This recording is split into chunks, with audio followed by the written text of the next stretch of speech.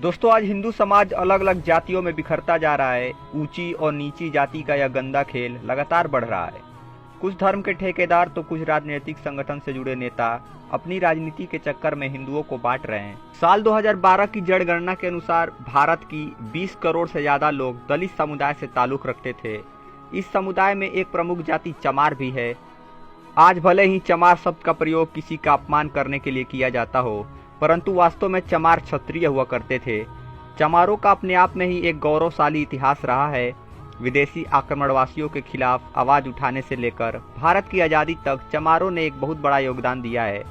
आपको जानकर हैरानी होगी कि प्राचीन काल में चमारों का कोई वर्णन नहीं मिलता है, तो फिर चमार जाति अस्तित्व में कहां से आई?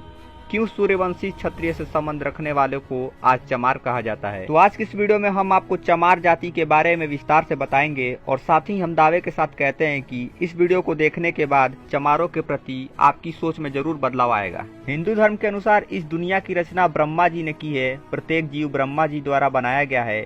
ईश्वर ने धरती के सभी मनुष्य को एक समान बनाया है, लेकिन समय के साथ इंसान पंथवाद और जातिवाद में पड़ता गया और इंसान ही इंसान का शत्रु बन गया। धर्म और जाति के भाव पर प्राचीन भारत में कोई भेदभाव नहीं होता था। पहले के लोग जाति के आधार पर नहीं बल्कि वर्ण और उनके कर्म के आधार पर उन्हें अलग अलग श्रेणी में बांटा जाता था।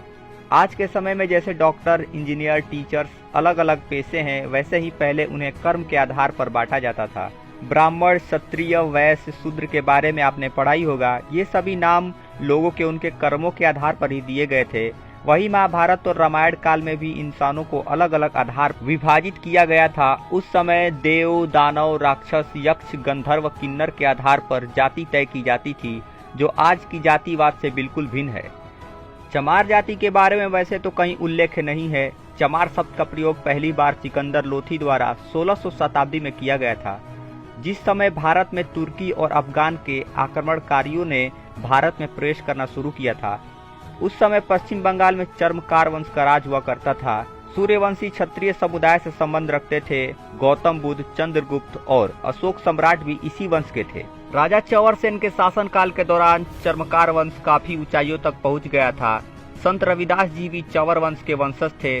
चित्तौड़ के राजा सांगा और उनकी पत्नी झाली रानी रविदास जी को काफी मानते थे। राजा और रानी ने मिलकर रविदास जी को चित्तौड़ आने का अनुरोध किया और कहा कि वे चित्तौड़ के राजगुरु बनकर निवास करें। रविदास जी ने राजा का आग्रह स्वीकार कर लिया और चित्तौड़ के महल में रहने लगे। इस दौरान रविदास जी के व्याख्यान और उनकी रचनाओं लोगों को प्रभावित करना शुरू कर दिया और बड़ी संख्या में लोगों ने रविदास जी को अपना गुरु स्वीकार लिया। वहीं दूसरी ओर दिल्ली में सिकंदर लोथी का शासन चल रहा होता है। सिकंदर लोथी को रविदास जी के बारे में सूचना मिलती है। उन्हें डर हुआ कि कहीं लोग इस्लाम धर्म की बजाय रविदास जी से ज्यादा प्रभावित होना ना शुरू कर दे। सिकंदर लोथी घबरा गया और अपने एक खास व्यक्ति मुल्ला सदना फकीर से कहा कि वे चित्तौड़ जाकर रविदास जी को इस्लाम धर्म कबूल करने को कहे। रविदास जी को जबरन मुसलमान बनाने के लिए सदना फकीर चल पड़ा। जब उसकी मुलाकात रविदास जी तब रविदास जी ने कहा वे शास्त्रक और तर्क वितर्क कर ले। अगर सदना फकीर उन्हें पराजित कर देता है तो वे इस्लाम धर्म कबूल कर लेंगे, लेकिन उन्होंने साथ ही एक शर्त रखी कि अगर सदना फकीर हार जाता है तो उसे हिंदू धर्म कबूल करना होगा। सदना फकीर को अपने आप पर पूरा भरोसा होता है और दोनों के बीच वाद विवाद शुरू हो जाता है। इस शास्त्रास्त्र में रविदास जी की जीत होती है और उनके तर्क वितर्क से सदना फकीर इतना प्रभावित हो जाता है, वह अपनी मर्जी से ही हिंदू धर्म अपना लेता है और अपना नाम बदलकर रामदास रख लेता है। रामदास और रविदास जी मिलकर हिंदू धर्म का प्रचार करने में लग जाते हैं। रविदास जी समाज के सभी लोगों को एक समान नजरों से देखते थे और बराबरी का संदेश दिया करते थे। जब सिकंदर लोथी को पता चला कि सदना फकीर ने हिंदू धर्म अपना लिया है तो वो आग बबूला हो गया और उसने रविदास जी को बंदी बनाने का आदेश दिया। रविदास जी को बंदी बनाकर एक कारागार में डाल दिया गया, जहां उन्हें चमड़े के जूते बनाने का काम सौंपा गया। सिकंदर लोथी का हिंदुओं पर अत्याचार बढ़ता जा रहा था। वो लोगों को अधिक से अधिक इस्लाम धर्म कबूल करने को मजबूर कर रहा था। रविदास जी को जब कारागार में बंद किया गया तो क्षत्रिय राजाओं और चर्मकार वंश के लोगों का खून खौल उठा। राजाओं ने मिलकर दिल्ली को चारों तरफ से घेर लिया। सिकंदर लोथी के खिलाफ आम लोगों ने अपनी आवाज बुलंद कर दी। इस तरह लोगों के विद्रोह को देखते हुए लोथी ने संत रविदास जी को आजाद कर दिया, लेकिन सन 1520 ईस्वी में संत रविदास जी का देहांत हो गया।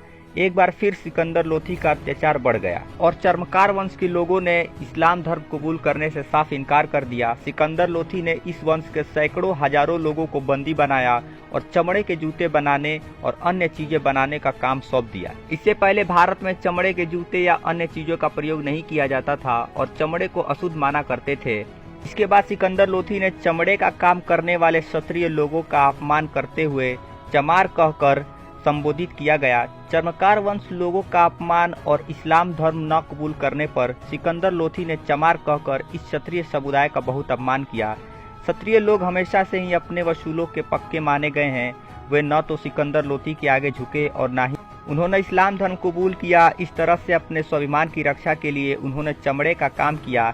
तभी से चमड़े का काम करने वाले लोगों को चमार कहना शुरू कर दिया गया। इस जाति के लोगों की शिक्षा पर भी रोक लगा दी गई, जिससे कि उनके आने वाले पीढ़ी को उनके गौरवशाली इतिहास के बारे में बिल्कुल भी पता ना चल सके। चमड़े का काम करने के कारण उन्हें क्षत्रिय समुदाय से अलग कर दिया गया। सिकंदर लोधी ने ही इन्हें नीच और शूद्र जाति का दर्जा दिया है। कर्नल ट्रोट की किताब द हिस्ट्री ऑफ राजस्थान में चर्मकार वंश और चवर सेन के बारे में काफी कुछ लिखा है। चमार जाति के इतिहास के बारे में सबसे अच्छी व्याख्यान डॉक्टर विजय की पुस्तक हिंदू चर्मकार जाति में देखने को मिलती है। आज भी चमार जाति के लोग पूरे भारत में पाए जाते हैं। भारत के अलावा नेपाल और पाकिस्तान में भी इस समुदाय के लोग रहते हैं। राजस्थान के कुछ हिस्सों में चमारों का रहन सहन बिल्कुल राजपूतों के जैसा है। महिलाएं घूंघट रखती हैं तो वहीं पुरुष स्वाभिमान के लिए मूछ और पगड़ी रखते हैं। आज किसी दलित को या इस जाति के लोग को चमार कहा जाए तो वो काफी गुस्सा होते हैं और अपमानजनक महसूस करते हैं। और अपनी जगह बिल्कुल ठीक भी है, क्योंकि जब वो चमार है ही नहीं तो किसी की गलत बातों को क्यों बर्दाश्त करें। दूसरे विश्व युद्ध के दौरान अंग्रेजों ने चमार रेजिमेंट का गठन किया था, जो कि एक पैदल रेजिमेंट थी। आधिकारिक तौर पर यह 1 मार्च 1943 को बनाई गई थी। चमार रेजिमेंट की सेना ने कोहिमा की लड़ाई में महत्वपूर्ण भूमिका निभाई थी और उसके लिए रेजिमेंट को सम्मानित भी किया गया था। 1946 में रेजिमेंट को भंग कर दिया गया था। समय समय पर लोगों द्वारा एक बार फिर से चमार रेजिमेंट की गठन की मांग की जा रही है। बाबा साहब अम्बेडकर ने अपना पूरा जीवन दलित और पिछड़ी जाति के लोगों को समाज में बराबरी का तबका दिलाने में समर्पित कर दिया। आज भी चमार और अन्य दलित समुदाय के लोग भीमराव अम्बेडकर को अपना आदर्श मानते हैं। जरा सोच के देखिए, यदि चर्मकार वंश के इन क्षत्रियों ने इस्लामिक आक्रमणकारियों के खिलाफ आवाज न उठाई होती और इस्लाम धर्म कबूल कर लिया होता तो आज भारत में मुसलमानों की संख्या 50 करोड़ से अधिक होती। इस बात को भी नकारा नहीं जा सकता कि शायद हिंदू से भी ज्यादा मुसलमान की आबादी इस देश में होती। हिंदू धर्म और समाज की रक्षा में आज चमार जाति का योगदान कभी भूला नहीं जा सकता। तो दोस्तों, उम्मीद करते हैं कि आपको यह वीडियो पसंद आई होगी। चमार जाति का गौरवशाली इतिहास के बारे में भी आप समझ गए होंगे। आज के बाद यकीनन चमारों को देखने का नजरिया भी बदल जाएगा। आज लोग सेकुलर होने के नाम पर ईद पर सेवैया भी खाते हैं, तो भला एक चमार दलित के पानी पीने में क्या ऐतराज है। ईश्वर ने प्रत्येक मनुष्य को एक समान बनाया है और हमें ईश्वर की रचना में भेद भाव नहीं करना चाहिए। अगर आपको वीडियो अच्छी लगी हो तो वीडियो को एक लाइक और चैनल पर नए तो चैनल को सब्सक्राइब जरूर करें। मिलते हैं नेक्स्ट वीडियो में, तब तक के लिए thank you for you watching.